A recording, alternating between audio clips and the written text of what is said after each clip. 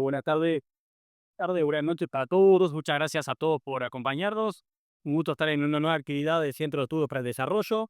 Y un gusto enorme, obviamente, estar presentando el libro de Hernán Morilla.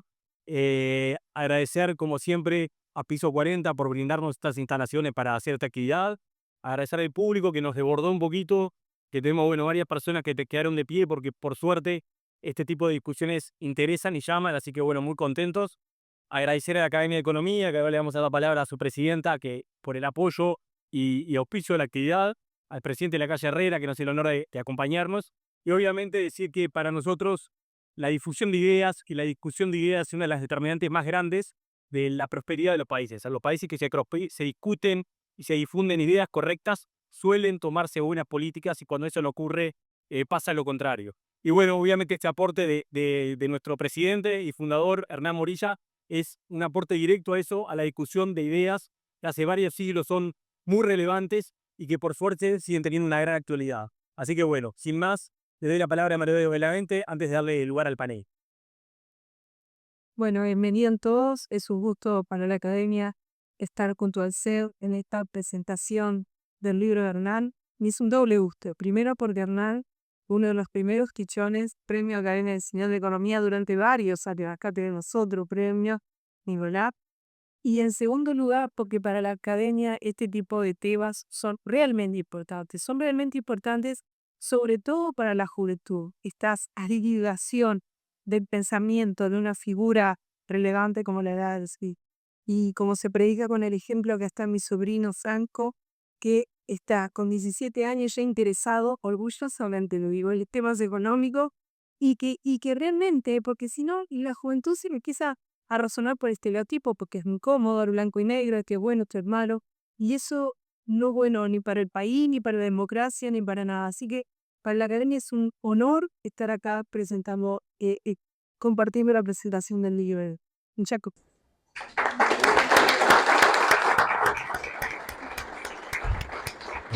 Tatiana, Azucena, arranca vos. Muy buenas noches para todos. Es un gusto participar hoy en la presentación del libro de Hernán.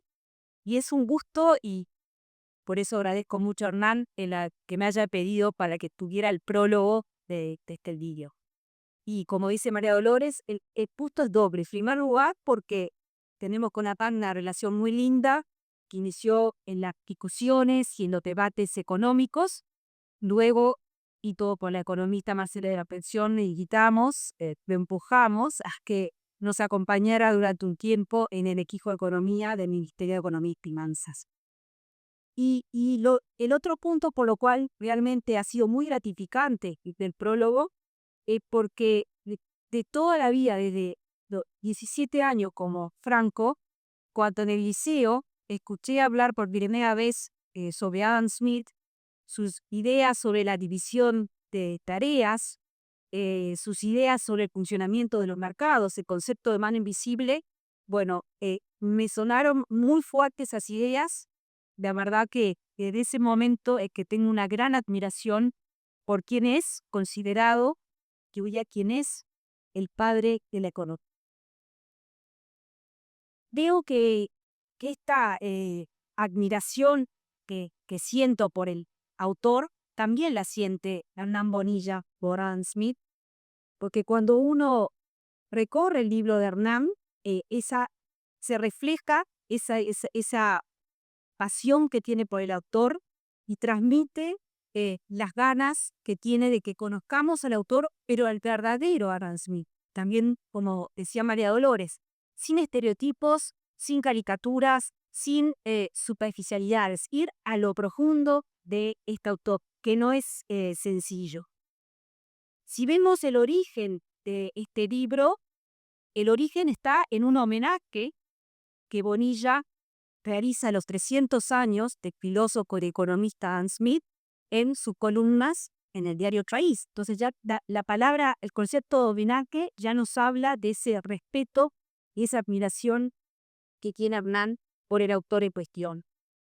Y lo que yo creo que quiere Hernán es que acercarnos y facilitarnos a todos, a Franco, a los que no son economistas, también a los economistas, la lectura, el conocimiento del autor, porque entiendo que Etienne Hernán, que las ideas de Adam Smith son fundamentales para los debates contemporáneos en economía y en política. Y reitero, eso se transmite a lo largo del libro, su pasión por este ideal pragmático, como lo llama. Y bueno, a mí el libro como Operar me gustó muchísimo porque está eso presente, porque comparto con Hernán ese impulso a que realmente se conozca al escocés como es genuinamente y sin dejarlo que con una lectura apresurada y en la caricatura que muchas veces se tiene del autor. El libro de Bonilla es una introducción al autor, como él mismo lo define, y es una introducción sencilla y muy accesible.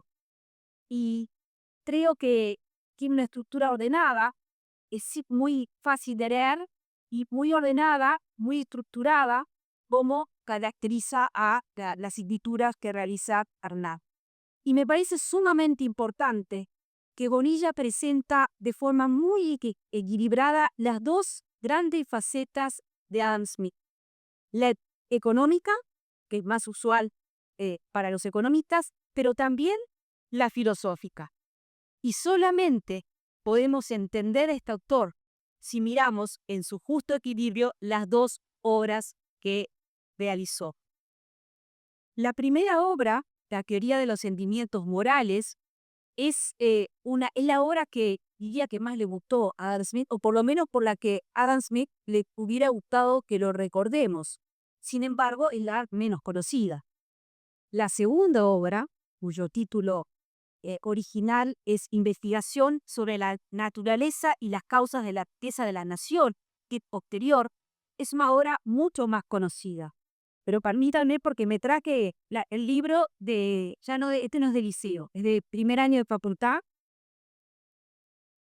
Es muy, muy extensa. Entonces yo creo que en este caso, como dice Hemingway, una obra clásica es un libro que todo el mundo admira, pero muy poca gente o nadie que... Con lo cual me parece que es muy importante. Yo por lo menos no lo leí todo, tengo algunas partes subrayadas, no sé si Bonilla lo leyó todo, no le voy a hacer la pregunta. Sé que Ramiro, también del ex tipo económico, que ahora está en set, Ramiro Correa, sé que no sé por dónde anda, pero sé que Ramiro sí lo ha leído todo. Pero me parece que no es menor que Bonilla haga este esfuerzo de transmitirnos lo principal de una obra tan extensa y tan compleja. Y me gustaría destacar un aspecto central del libro de Bonilla, quizás central porque para mí es un aspecto que como economista siempre me ha resultado muy importante, que se entienda realmente lo que dijo Adam Smith. Y Bonilla deja bien claro que Adam Smith no pensaba que el ser humano es un ser egoísta, ni que debía serlo.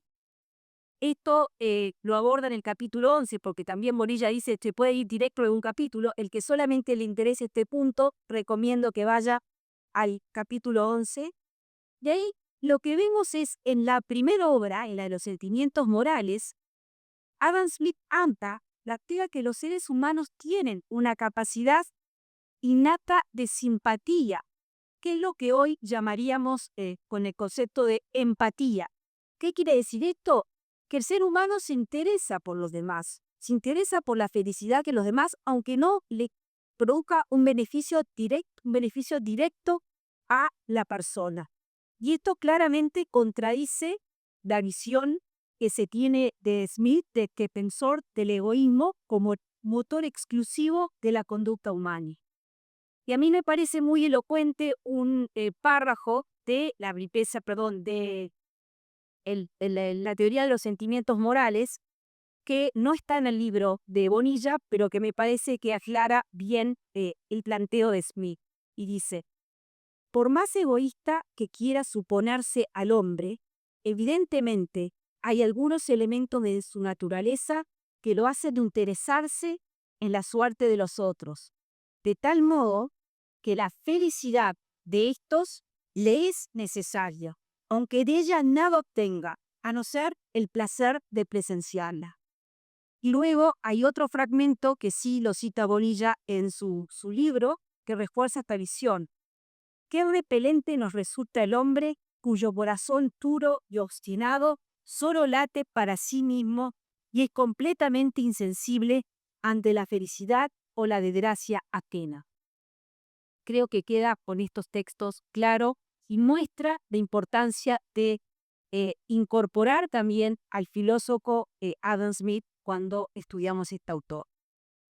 En el libro posterior, en La riqueza de las naciones, Smith identifica dos grandes motores del comportamiento humano. Uno es la propensión natural al intercambio de bienes y el otro es el deseo de mejorar la propia condición. Y a partir de estos dos conceptos, Adam Smith nos introduce en la idea de que el interés propio puede promover el bienestar general de una manera natural, de una manera eficaz.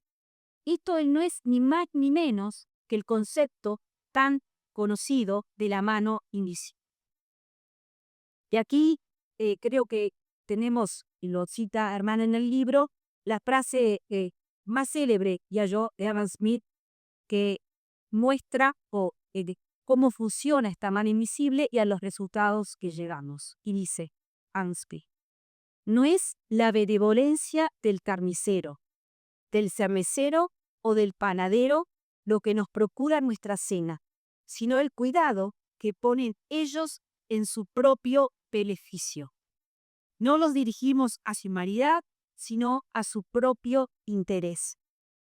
Creo que la idea está clara. Cada individuo, conocedor de sus aptitudes, de sus talentos, de sus características, intenta procurar lo mejor para sí mismo. Y en ese intento llega sin proponérselo a una situación de mejor estadio para toda su sociedad. Nadie mejor que cada persona para saber en lo que es bueno y por lo tanto esa persona trabaja para superarse y en ese proceso logra una situación mejor para toda la sociedad.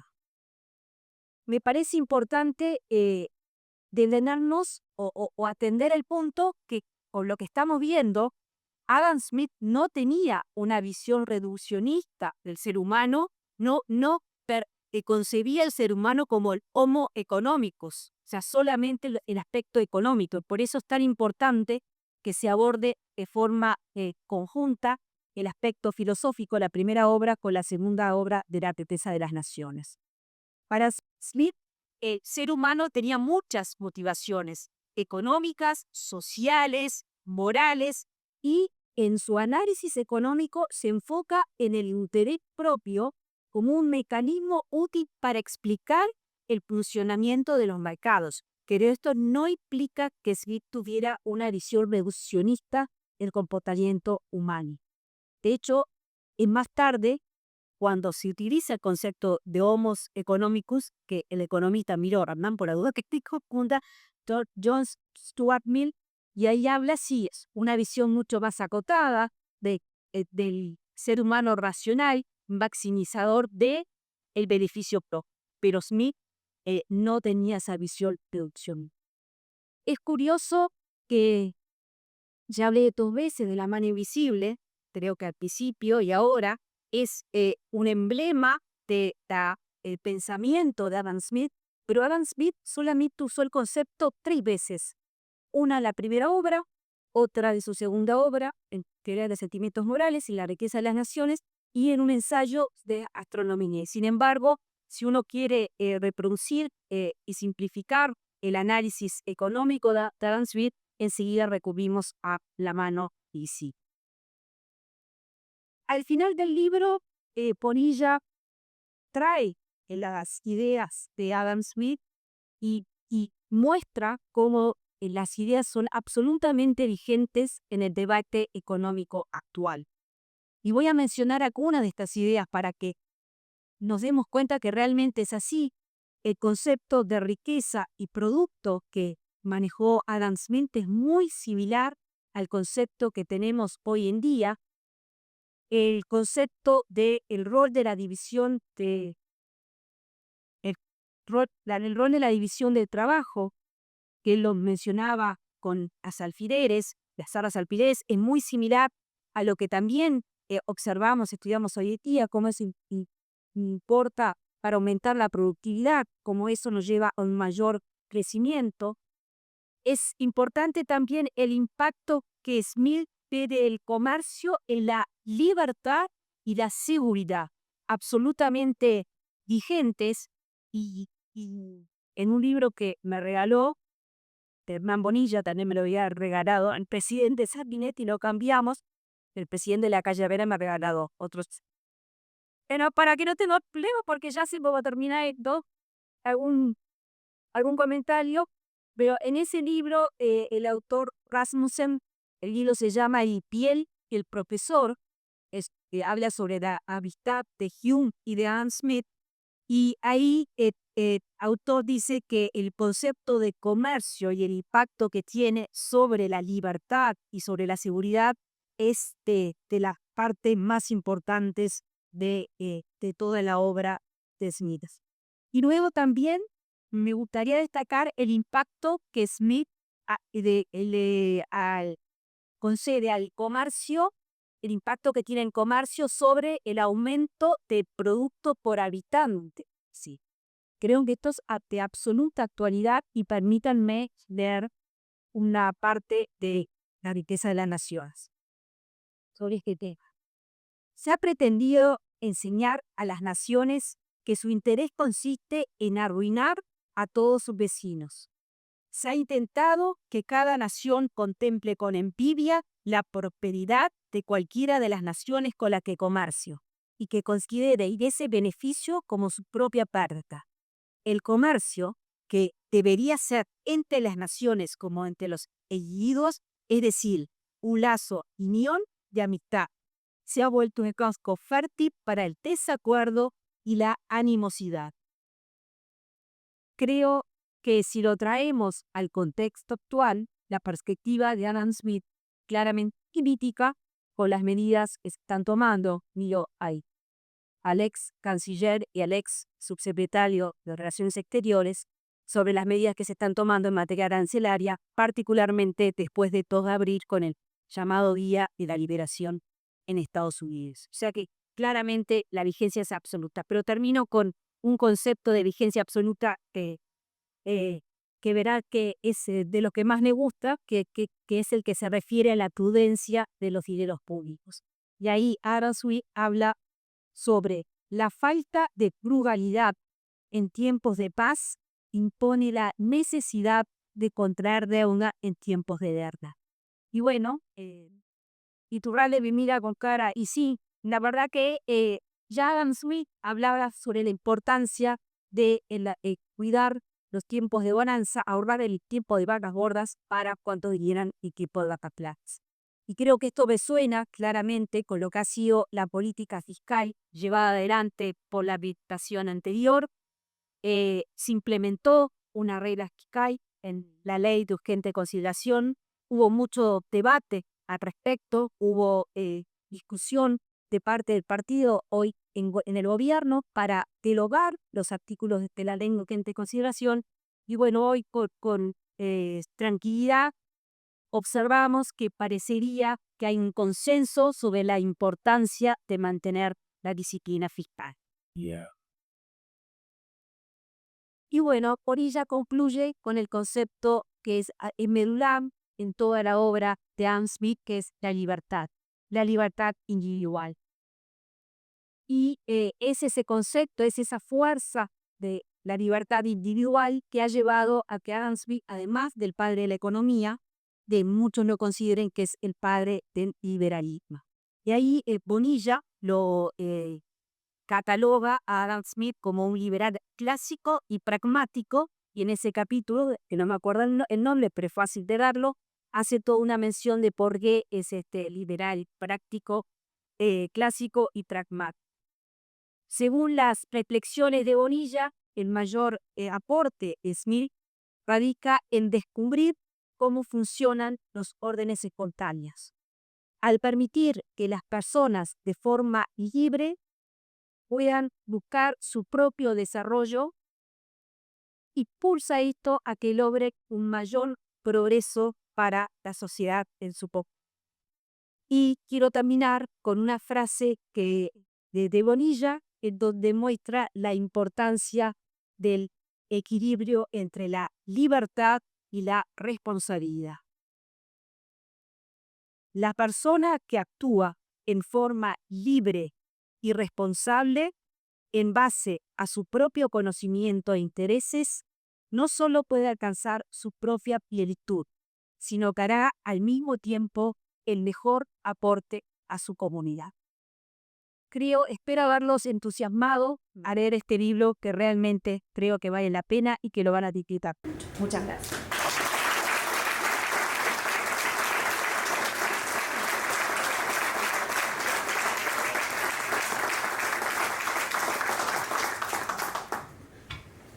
Bueno, muchas gracias. Yo vengo a cumplir acá la cuota no economista de Panet y creo que buena parte de la audiencia también. Y a Franco no lo vamos a hablar luego mejor y lo estima.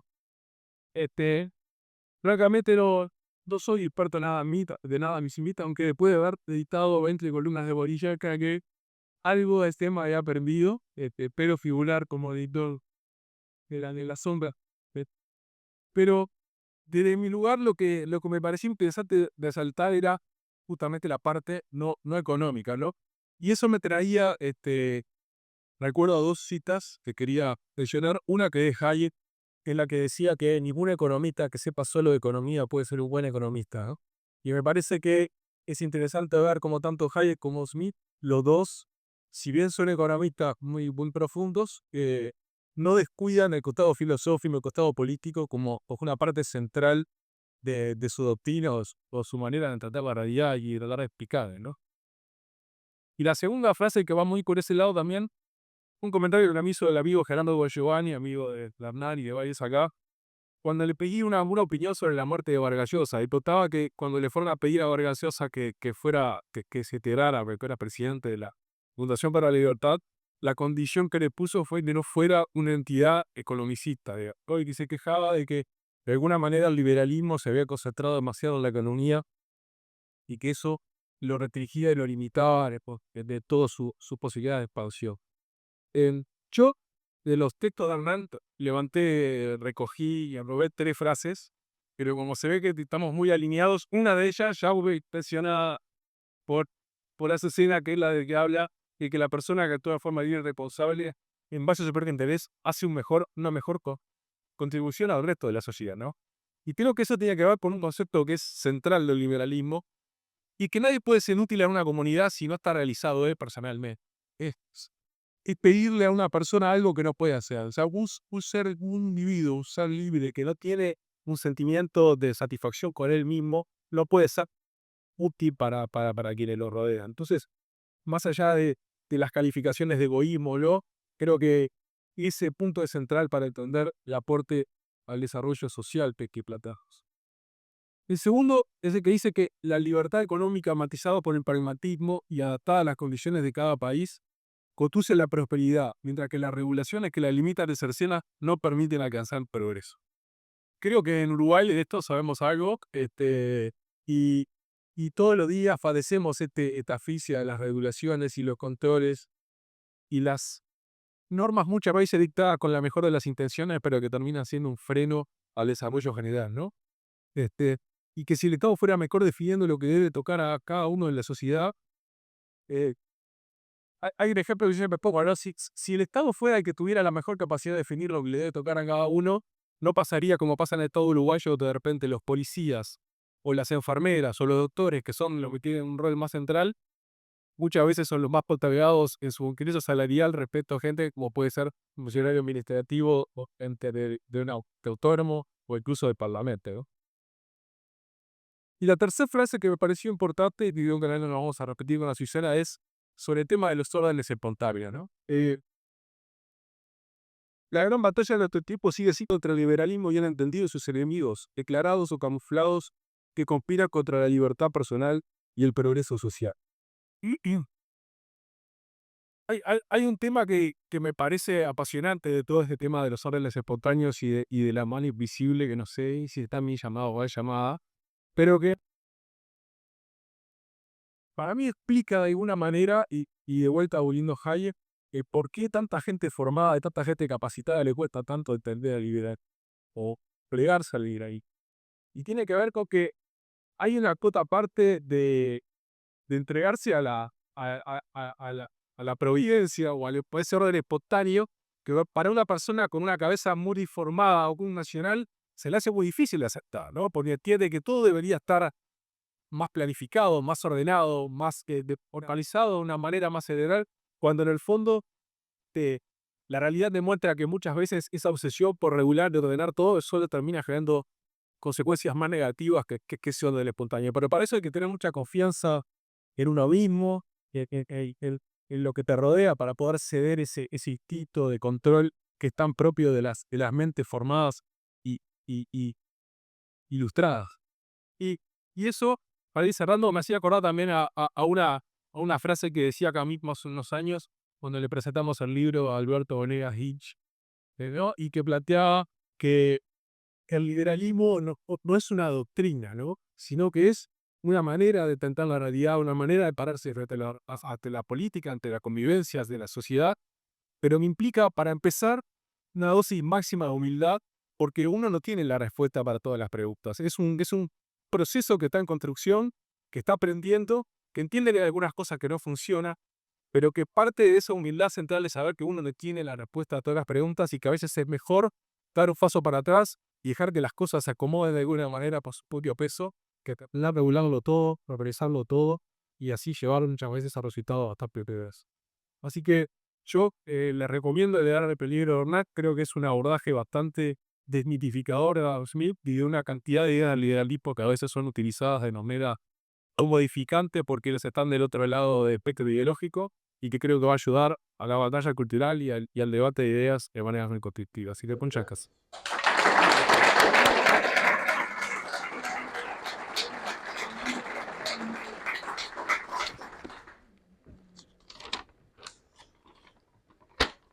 Yo soy el biotecnológico, es de lo que dice.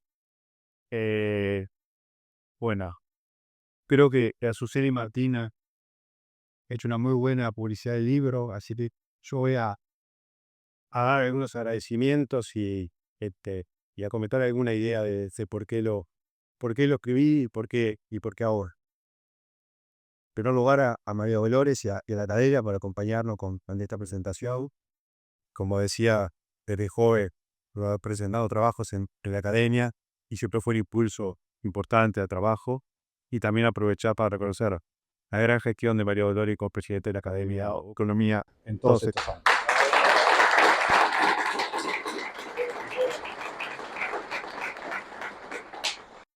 A Agustino le voy a agradecer, porque iba todos los días, se pasaba todo el día juntos, pero gracias por la presentación.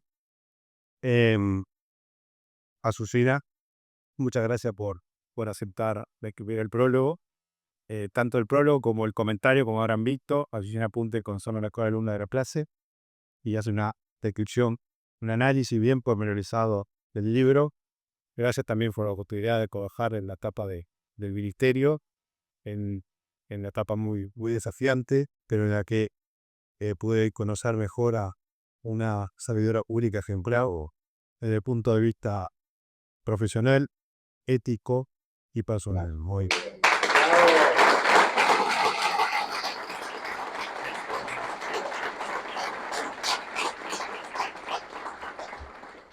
Y su gestión va a ser más y mejor apreciada con el paso de estos. También agradecerle mucho a Martí por la edición de las 20 coefuncas de Don McLean, por la paciencia del país de permitirme salirme de la coyuntura y escribir estas 20 columnas. Ahora ya voy como 13 columnas en defensa del libre comercio. Que, y voy a hacer las cuentas, hace 17 años que escribo el diario, empecé muy joven, y creo que es algo que valoro mucho, con poder escribir con total libertad sobre temas que a mí me parecen interesantes, creo, y espero que aparte de los lectores del diario también lo sea así. Muchas gracias también. Y también un agradecimiento especial, lo voy a presentar de Víctor Sablibro, que agradecer al presidente en la calle Herrera, que fue quien tuvo la idea de que yo editara mi primer libro, que fue editado por el Instituto Manuel Oribe, librito que se llama Cómo llegamos a este estado, que sigue teniendo alguna vigencia. Así que por esa impulsa, por esa idea, por ese apoyo, muchas gracias. Tú también por todo lo que ha hecho por el país.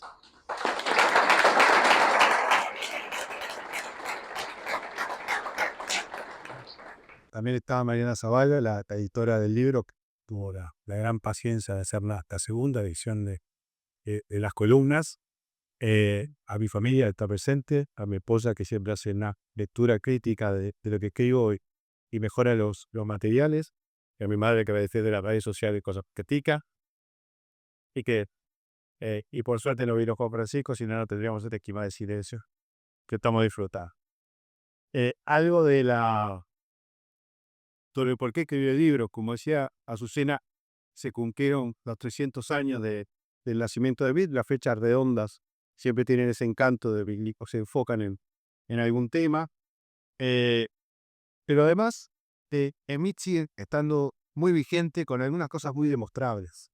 Smith sigue siendo hoy el autor más citado en trabajos académicos sobre economía.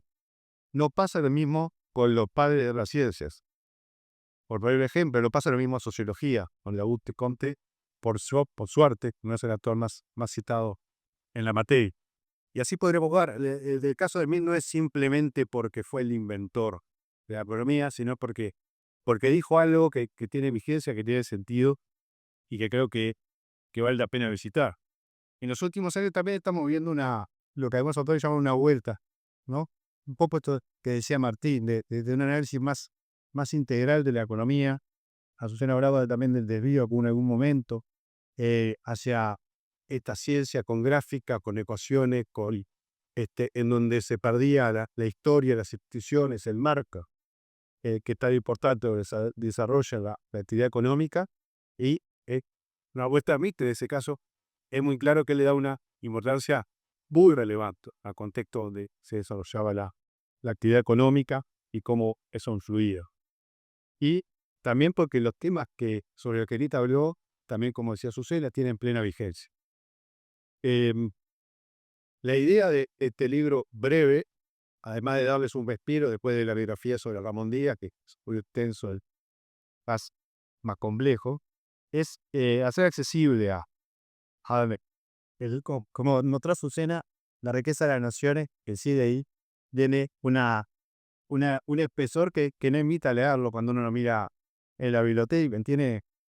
Está 200 páginas para matar al mercantilismo, y obviamente son cosas que en estos tiempos que vivimos no es fácil para la mayoría de las personas, salvo que tengan un interés muy específico, dedicado ese tiempo. Pero de todas formas que el libro también ayuda a generar interés y a leer otro libro de Adam Smith, La teoría de los sentimientos morales, por ejemplo, se lee mucho más fácil que La riqueza de las naciones. Es un libro, además de que también era el libro favorito de Smith, es un libro que se lee fácil. Yo creo que aporta mucho lo puede aportar mucho para nosotros, para cada uno de nosotros, como un análisis de cómo vivir una buena vida. También intenta poner a Smith en su contexto. El libro es un énfasis particular en el contexto de la ilustración escocesa, que es una ilustración bien distinta, por ejemplo, a la ilustración francesa, que es mucho más pragmática, que busca aplicar al hombre en base a su naturaleza y a las instituciones en las que se desempeña, y no el voluntarismo racionalista utópico de la francesa que tanto mal le hizo a la Malta. También busca rescatar, como decía Azucena, también decía Martina, al filósofo, no quedarnos solo con el economista, sino ir a ese hombre que si hoy lo trajéramos acá, le dijéramos que es conocido como economista, estaría muy desconcertado, ¿no? Él no se veía con uno por él. Su radio de visión era mucho más amplio, y sus temas, y incluso la propia riqueza de relaciones, va mucho más allá de la economía. El mensaje de Smith abarca varios.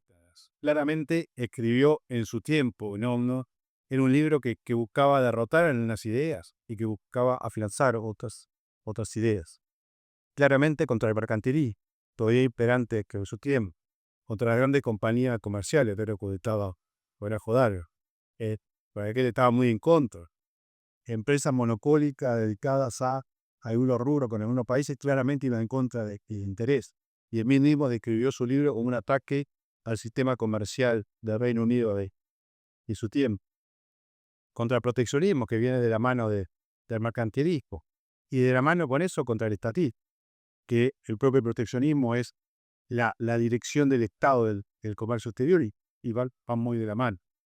En buena medida, la batalla del PIB, que no fue el único que la dio, David Hume, que resultaba Azucena también, que había sido muy contundente, pero Deming, yo creo que es el que termina de matar, desde el punto de vista argumental y intelectual, al mercantilismo, al menos durante buena parte de la historia.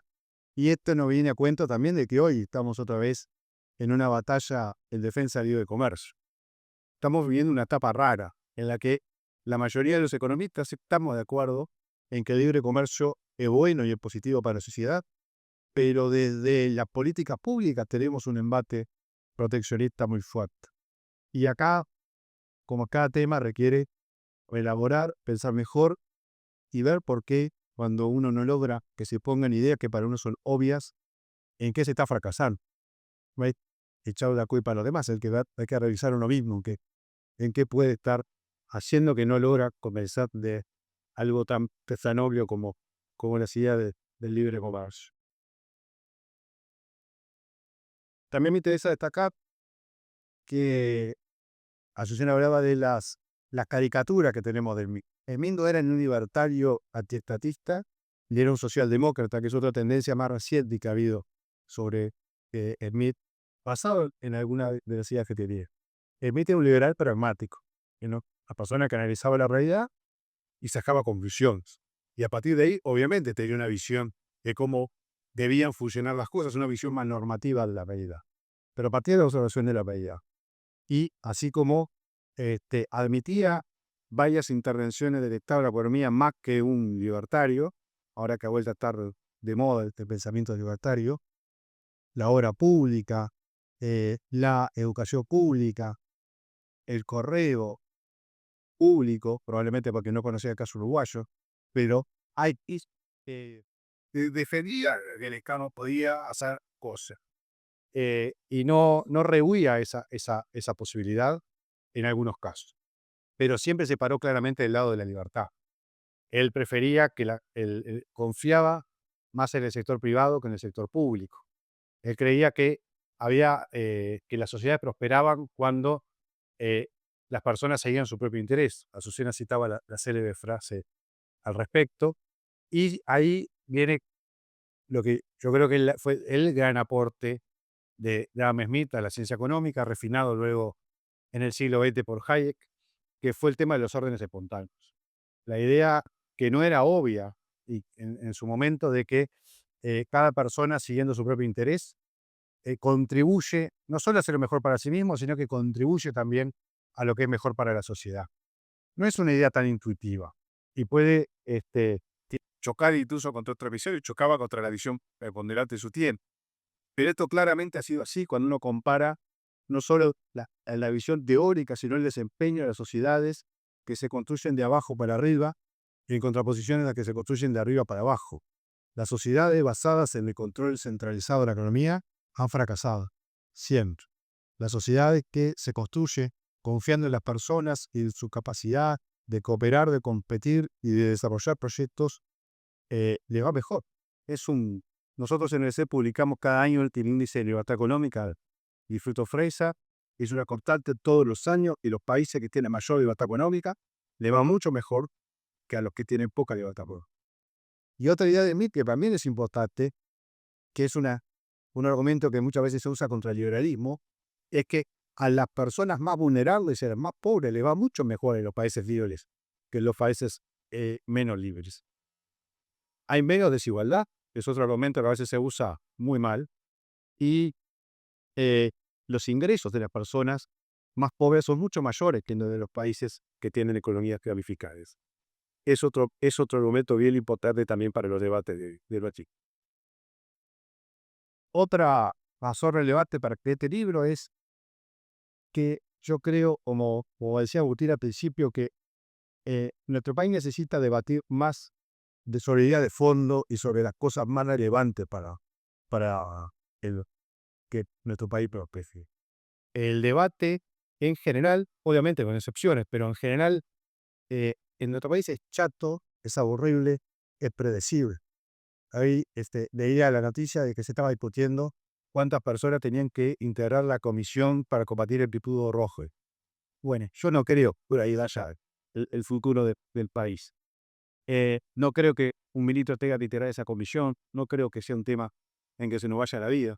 Y creo que hay otros temas en que se nos va la vida, que le dedicamos mucho tiempo, y que van de la mano con las ideas que yo creo que plantea Smith, y por eso vale la pena traerlas a nuestros días. Para finalizar, yo creo que también este libro vale la pena publicarlo hoy, porque las ideas de Smith nos ayudan a dar la pelea que yo creo que se está dando hoy por el alma mismo del liberalismo. ¿Qué es el liberalismo? ¿Qué defiende el liberalismo? Obviamente, yo me alineo con las ideas de Smith. Yo creo que el liberalismo pragmático que defiende Smith, esa visión claramente parada del lado de la defensa de la libertad y que cada persona es la que mejor sabe qué es lo mejor para sí, para su familia y para la comunidad, y que eso es lo mejor para los países, es una visión que debe ser defendida. Pero también un liberalismo al que le importan las formas. Hayek decía de que ser suave en las formas y fuerte en el fondo. Yo creo que las primeras definiciones de liberalismo que aparecieron en los diccionarios decían que el liberal era una persona amable, abierta, tolerante. Y eso es esencial. La humildad de la que hablaba Martín también que tiene que tener un liberal. Un liberal soberbio, engreído y violento no puede ser. Y creo también que todavía el liberalismo tiene mucho que aportar. No es como decía Martín, no es una ideología, en todo caso una filosofía, pero no es una filosofía obsoleta, como dice Putin, sino todavía la filosofía que mejor puede servir para que cada uno de nosotros viva una vida plena y para que nuestra sociedad también progrese Y alcance los fines y las expectativas que todos tenemos. Muchas gracias.